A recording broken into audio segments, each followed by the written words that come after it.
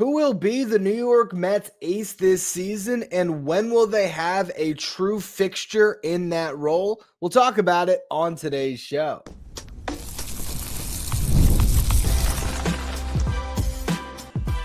You are Locked On Mets, your daily New York Mets podcast, part of the Locked On Podcast Network, your team every day. Hello to all you amazing Mets fans. You're watching Locked On Mets, part of the Locked On Podcast Network, your team every day. I'm your host, Ryan Finkelstein. If you want to find any of my work, follow me on X at Finkelstein Ryan. You can also find some of my writing at justbaseball.com, where I work as the managing editor. And for those of you who might have missed the news, a couple of days ago it was announced that Clay Holmes will be the opening day starter for the New York Mets. This is something that I've been talking about throughout spring training. It seemed like Clay Holmes is the one that was sort of geared up to make that opening day start just due to the circumstances of camp, as, of course, Sean Manaea and Frankie Montas both got hurt.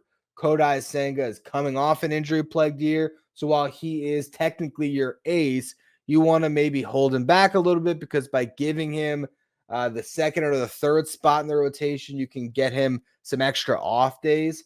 That means he won't start in that second series on the road in Miami, which then means he will start Kodai Senga in the first home series and could potentially start the home opener. So it makes a lot of sense on those fronts. And this is, definitely some recognition for what Clay Holmes has done this spring, but it's also just the guy that's ready to make the start, and he's clearly the one that showed up to camp most ready to tackle the workload, which is crazy because he's the converted reliever. But all has gone well for Clay Holmes up to this point. He made a start on Saturday night, went 4 1/3, allowed 3 hits, 1 walk, 2 strikeouts, gave up an RBI double in the 4th inning. Then the 5th inning, with 1 out, he gave up a base hit, was pulled from the game at 77 pitches. So I'm sure that was sort of the target to get somewhere between 75 and 80 pitches.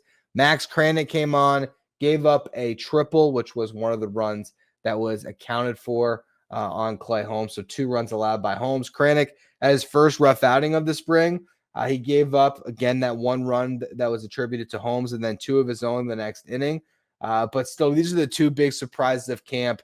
Holmes has a 1.29 ERA across 4 starts, having allowed just 5 hits, 5 walks in 14 innings with 15 strikeouts. Max Kranick, 6 relief appearances, 12 strikeouts, 1 walk in 9 1/3 innings pitched. Had not allowed a run until tonight, which again, he gave up 2 of his own and 1 of Holmes. But getting back to opening day, Clay Holmes is getting this nod because, for one, he's looked great, but 2, there just isn't another option. If you're not going to give the ball to Kodai Senga, if Sean Manaea is hurt, sure, you could have David Peterson make that start, or Tyler McGill, or Griffin Canning, or Paul Blackburn, but of all those names, Clay Holmes might be the most exciting to start the season. And even though he's not your typical ace, the Mets are maybe as confident in Clay Holmes as any other pitcher they have right now because of the upside they're seeing, because Kodai Senga is still a question mark, as he is not 100% with his mechanics. He's healthy, but he still doesn't feel completely locked into those mechanics. And as a perfectionist, that's sort of the differentiating factor between Kodai Senga really being elite. And then beyond, Senga or Holmes, David Peterson's the only other guy. So when you look at who could be the ace right now, it sort of could be Holmes, which is crazy. And I do want to talk about the ace this season a little bit more in the next segment, but I also want to talk about the state of this franchise, because you don't have a clear-cut ace of the future. You can be optimistic about Brandon Sproat, but that's still a pitching prospect. And it's going to be at least a year or 2 before we see Brandon Sproat potentially rise to that level where maybe, best case scenario, everything works out perfect. In 2027, he's getting the ball on opening day. You see, for the Pittsburgh Pirates, there was no doubt who was going to start on opening day. Paul Skeens. And he will continue to start until he's a free agent and no longer a Pirate. He will be their opening day starter. When teams get that ace, all of a sudden it is just It's not even a question. It's an assumption of who's going to make the opening day start. If you look at Mets history, there's been certain periods where you get to that ace who will be the guy. The last example, Jacob deGrom. He started for opening day for the New York Mets from 2019 through 2021. You look at the last couple years, 2022, it would have been deGrom's start, but Tyler McGill had to fill in. 2023, Max Scherzer, in his short window as the Mets ace, he got an opening day start. Then last year was Jose Quintana. So you've seen a steady change. And when it comes to consistency, the last time we saw a consistent ace was Jacob deGrom. The guy that got the nod before deGrom's 3-year run was Noah Syndergaard. He had it for 2 years prior to that in 2017 and 2018. Matt Harvey took the opening day nod after the World Series run in 2015. So he got the ball in 2016. 2015 it was Bartolo Colon. 2014 Dylan G. 2013 John Neese. And then you get to another pocket where the Mets had a clear ace. From 2008 through 2012, Johan Santana made 4 of 5 opening day starts. Mike Pelfrey filled in for 1 year in 2011. 2003 through 2007, Tom Glavine made the opening day start for the Mets in 4 of 5 years. 1999 through 2002, Al Leiter made 3 of 4 opening day starts. Before him, Bobby Jones made 3 of 4, I believe, opening day starts. Go back further, you get to 1985 through 1994, Doc Gooden started on opening day in 8 out of 10 seasons. So he really dominated that decade of Mets baseball as the ace. And then, of course, you have the franchise from 1968 through 1977. Tom Seaver did not miss a single opening day start. He got the entire decade, 10 straight years of being the Mets opening day starter. So those are the pockets, of course, where we saw the Mets have a starting pitcher that was so clearly the ace that there was never a question. Tom Seaver and Dwight Gooden were the two guys. And Jacob deGrom was obviously the ace of the New York Mets for many years. He just happened to have another really good pitcher in there, and Noah Syndergaard that got a couple starts from him. And those were also years that deGrom might have been a little bit banged up. I'm trying to think of an injury in 2018. I mean, that was a Cy Young season for him. So I don't know why Noah Syndergaard got that nod. I guess it was maybe coming off of 2017 where deGrom missed a little bit of time. But even then, I think deGrom was healthy in 2017. I remember deGrom missing some starts in 2016. I could be a little bit wrong about that. And I got myself all confused. I want to look up and see what happened there. 2017, Jacob deGrom pitched 201 innings to a 3.53. Yeah, I don't know why. I guess 2017, that was coming off the year where Syndergaard was awesome when deGrom did go out at the end of the season. So that one makes a little bit of sense. But I don't know why Noah Syndergaard got the nod in 2018. Regardless, the Mets are nowhere close to having that right now. They just don't have that ace to point to that's going to get that nod year over year. And it's not that you have to have it, but when you do have someone who is so clear cut as the answer, as you know, the cornerstone at a position, it is made obvious through opening day starts. So yes, we're talking about starting pitchers, but let's look around the diamond. Pete Alonso will make his 7th consecutive opening day start this year. That would actually put him now at number 1 in franchise history for opening day starts at first base. He passes Keith Hernandez and Ed Kranepool, who each had 6 starts at first base on opening day. David Wright has the most opening day starts in franchise history with 12. And Pete Alonso, like I mentioned, has solidified first base. Francisco Lindor about to have his 5th consecutive opening day start at shortstop. Brandon Nimmo will make his 7th opening day start, but he has not been at the same position. 3 in left, 3 in center. And this year he might be at DH, depending on that knee. He has been in the lineup as the DH the last couple of days. Results haven't been great necessarily offensively, but at least he's getting out there. It is still a real question if he's going to be able to run and be the starting left fielder for the Mets to open up the season. But bottom line, when you look at this starting rotation, there is not an ace right now. Kodai Senga is the closest thing to it, but do we actually believe he will be the Mets ace this season? That's what I want to talk about next. First, though, quick word from our sponsors.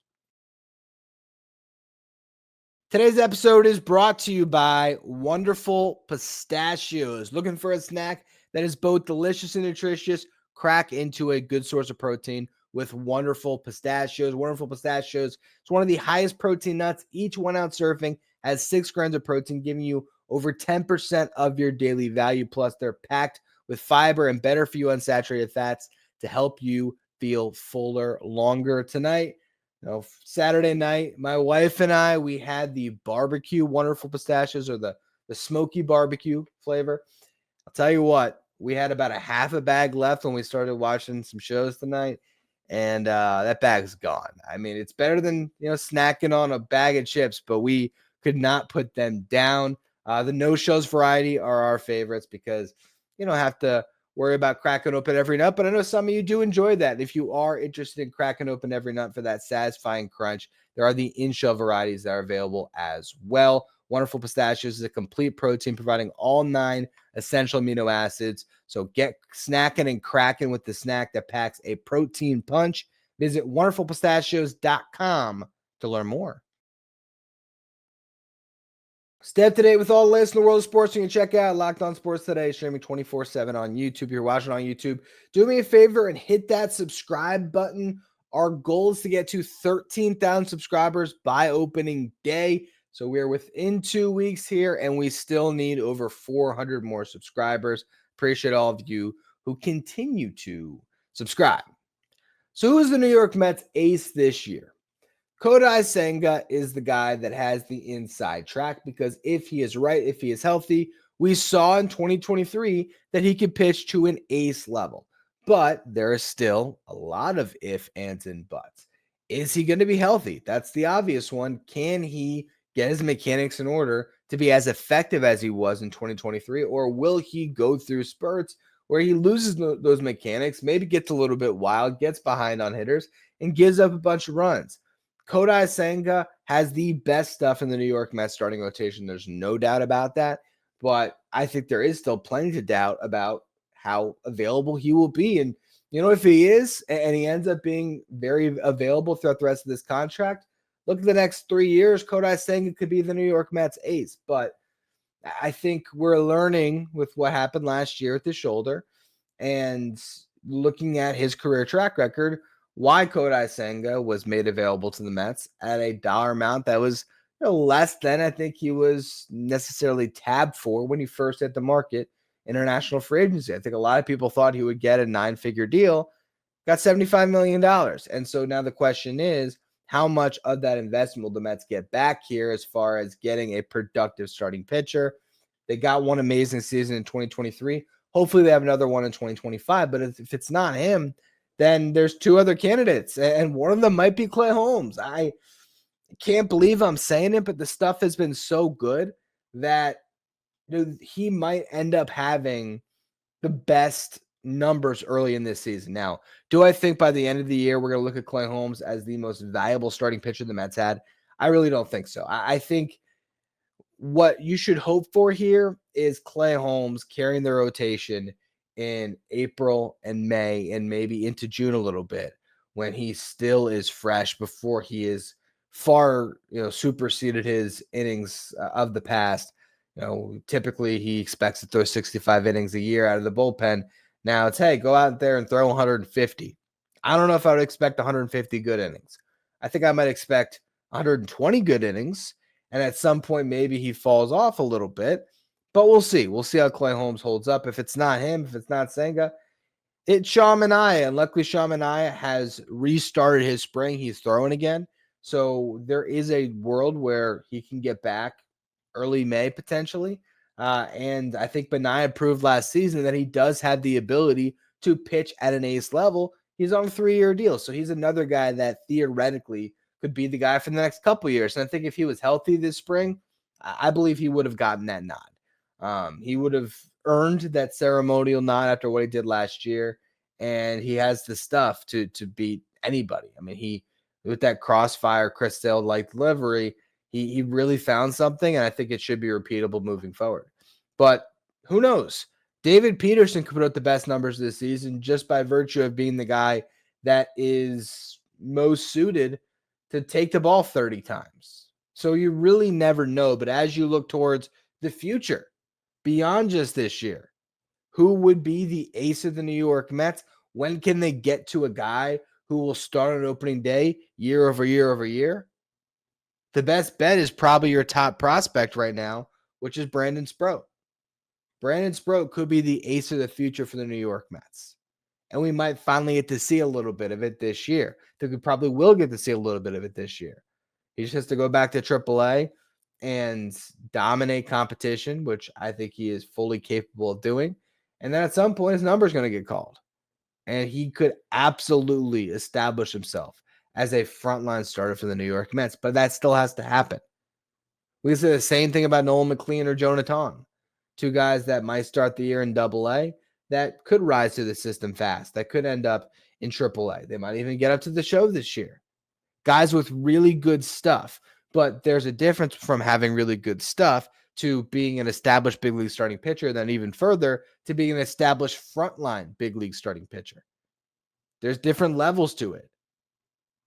And it's asking a lot to get anybody to that level of ace. How many true aces are there in Major League Baseball? I mean, you could say there's 30 great starting pitchers that are aces, and we are seeing more and more great pitchers coming into the game. But guys that are healthy, that are ready to go this year, that are taking the ball on opening day that you look at and say, oh, that is an ace. How many are there? Garrett Cole just went down. Jacob deGrom, I don't think he's going to start on opening day because they're still being very cautious with him. Dylan Cease, maybe he's your ace, right? Maybe he's a guy. Yoshinobu Yamamoto is going to start, I believe, that game in the Tokyo series. That's already happened. I don't think it's happened yet, right? Was it the 18th? Regardless, he's starting. I think Shota Imanaga is probably starting as well. Those guys are aces for their respective teams, I guess. I mean, I guess for the Dodgers, they have a bunch of different guys. Paul Skeens, like I mentioned in the last segment, he's a clear-cut ace. But the more you really boil it down, an ace is a commodity that is, very hard to find in the game today. It really is. And developing one is even more impossible. So I hope it's Brandon Sproat. I hope it's Nolan McLean or Jonah Tong. Christian Scott comes back from Tommy John and the internal brace procedure, and he could pitch at a frontline level. But right now, in this moment, there is not a clear-cut answer. And that is why we've sort of briefly discussed over the last couple of weeks and just throughout this offseason the idea of the Mets acquiring an ace. Because we know for one thing, David Stearns is not going to go out and sign an ace of the future. That just is not his MO. Now, if it was a 25-year-old like Yoshinobu Yamamoto was, different conversation. But for Corbin Burns and Max Fried in the market this year, guys in their 30s, Mets didn't even really seem to sniff around that market whatsoever. So then you look at the trade market, and the Mets tried to maybe have some conversation about Garrett Crochet or Luis Castillo, but none of those things ended up happening. Dylan Cease is another one that they've probably been in contact with the Padres, but the Padres at this point are going to keep him at least for now. If we look at who could get moved at the deadline, though, there's actually a pretty long list of names. Let's say the Diamondbacks fall off completely. They just don't figure it out. It's a horrible year for them. They have Corbin Burns. They also have Zach Gallen on a contract here. So you never know. There is a world where Zach Gallen gets moved. Luis Castillo, Pablo Lopez, guys with big salaries. Either of those guys could theoretically get moved depending on how their team is doing. Kevin Gausman, I think he might have 2 years left for the Blue Jays. How is he going to pitch this year? Is he going to be a lot better than he was last season? If so, he's the guy that can move. Jack Flaherty just signed back with the Tigers. Is he going to stay there all year? He's the guy that could theoretically move. Jacob deGrom, Dylan Cease, Michael King, Framber Valdez, last year of his deal. So at some point, something will give with a couple of these teams. At the deadline, there's going to be some aces on the market. The one that stands out more than any other, though, is the guy that pitches for the Marlins, Sandy Alcantara. Is there where the Mets actually get him We've talked about that a little bit, but what I want to discuss in the final segment today is an interesting question my dad posed to me when we were hanging out today. He said, would you trade Brandon Sproat and Jett Williams for Sandy Alcantara? I'll give you my answer in just a minute. First, though, a quick word from our sponsors. Today's episode is brought to you by Monarch Money. Ever check your bank account and wonder, where did all the money go? Between dining out, online shopping, entertainment, it's easy to lose track. That's where Monarch Money comes in. It's your personal CFO, giving you full visibility and control over your finances. Monarch Money isn't just a budgeting app. It's a complete financial command center. You can track all your accounts, investments, and spending in one place, so you can, stop just managing your money. You can actually start building wealth. Instead of juggling multiple apps, you can use Monarch to check your finances, to track your spending, and even to plan long-term goals. Managing money with your partner is smoother than ever because you can check shared and personal accounts, set goals, and stay on the same page without stress. Take control of your finances with Monarch Money. Use the code LOCKEDONMLB at monarchmoney.com for 50% off your first year. That's monarchmoney.com, code LOCKEDONMLB for half off your first year. If you're an everyday listener to the show, make sure you become a Locked On Mets insider. This is our texting service where we get updates from me anytime news breaks in the Mets. You can ask me questions anytime. You can also take part in our Locked On Mets sign photo giveaways. If you want to be a Locked On Mets insider, find a link in the episode description. Go to subtext.com/LockedOnMets. Sandy Alcantara is making his return off of Tommy John surgery this year. And if you look at what he's done in spring training, it looks like he's back to being himself.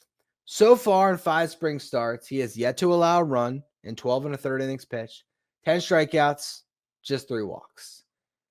I think he's back. And what was he before? For those of you who might not remember the Cy Young winner from the 2022 season. Sandy Alcantara in 2021, the year before his Cy Young, pitched to a 3.19 ERA in 205 2/3 innings pitched. 2022, he pitched to a 2.28 ERA in 32 starts, had 6 complete games, pitched 228 2/3 innings. He was absolutely sensational. 14-9 for a Marlins team that was not very good. Now you have 2023, his last year before getting hurt. Who knows how much discomfort he was pitching through that season? He had a 4.14 ERA in 28 starts, and he racked up 184 2/3 innings pitched before going down in early September, needing the Tommy John surgery. This guy is as good of a workhorse as pretty much anybody in baseball. The guys that I put in that same class, along with Sandy, Zach Wheeler and Aaron Nola, and Logan Webb. That's pretty much Corbin Burns deserves to be in that list as well. Those are the guys. Those are the guys that take the ball every 5th day and can pitch at a really high level. And so Sandy is going to be on the market. Now, if you look at the contract and how enticing it is, owed $17.3 million this year and next year, has a club option for $21 million. You put it all together, and you're looking at one of the better pitchers in baseball, and all in, you're talking about, what is it, $55.3 million for Sandy? When guys on the market of his caliber are getting $20 million in a year pretty easily over a 3-year deal, I mean, I'll take Sandy over Max Fried, and I would put him right up there with Corbin Burns, and those guys, got huge 9-figure deals. If Sandy hit the market even today, coming off TJ, he'd probably clear $150 million. Most likely be a 6-year deal or something like that, but he'd make a lot of money. So that contract makes him even more attractive, which gets to my dad's question. Would I trade Brandon Sproat and Jett Williams for Sandy Alcantara? Context is so important. Right now, today, would I do that trade? Probably not, but I would have some conversations. I would think about it. Now, if you did it now, hey, you have Sandy for the whole season. Great. But in some ways, you almost would want to wait. Because if you get to June and Sandy has made every single turn in the rotation, he looks just as good as he has in spring. He's pitching to a low 2s ERA. Yes, you might pay a little more in the package, but again, we're following down a hypothetical highway where the offer on the table from the Marlins is, hey, we'll do a trade with you, but just give us your top 2 prospects in Sproat and Jett Williams. If you get to a point, right, where it's clear that an ace is the one thing you need, and that's the only thing standing in your way of potentially beating, the 2 teams in your division, the Braves and the Phillies, to make it to the playoffs, and once you're there, beating those teams as well as the mighty Dodgers. So when you think about a trade here, and you think about why you would pull the trigger on a deal like this, it's out of that desperation to win now, but it's also knowing that you're going to get multiple years beyond this one with Sandy as a headliner in your rotation. A real clear-cut, no doubt about it, ace.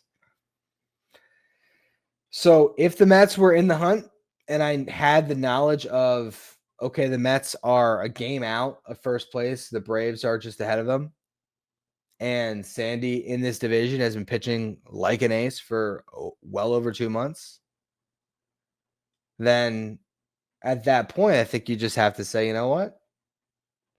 Maybe you do pull the trigger on a trade that makes you really uncomfortable. Maybe you consider giving up a pitching prospect that, could one day be an ace, but let's be honest, the percent outcome that Brandon Sproat becomes Sandy Alcantara, particularly over the next 3 years, it's pretty slim. The guy could be really good, but Sandy has been great consistently for a very long time. So when you consider that, you have to think about trading some real blue chippers to get that ace at this deadline. And I think the hope is other prospects in your system do enough that the conversation doesn't have to start and end with a Brandon Sproat or a Jett Williams, where maybe you already had Brandon Sproat up, but you also have Nolan McLean, striking out a ton of batters, companion the strikes on a lot better in AA or AAA. That's a potential alternative to trading Brandon Sproat. Ronnie Mauricio, if he's got 15 home runs and it's June 1st and he's just looking awesome in AAA, you might be able to use Ronnie Mauricio instead of Jett Williams, and you might be able to throw, or you might have to throw some sweeteners in, but you can hold on to your top position player prospect. So that's where the Mets farm system really has to have a good first couple months, so the Mets have the capital they need to wheel and deal at the deadline. I think it's unlikely that the Marlins trade Sandy in division, because then he's just going to torment you for 2.5 years. I don't know how much they care about that. They did trade Jesus Luzardo in division, but I think that's a completely different circumstance.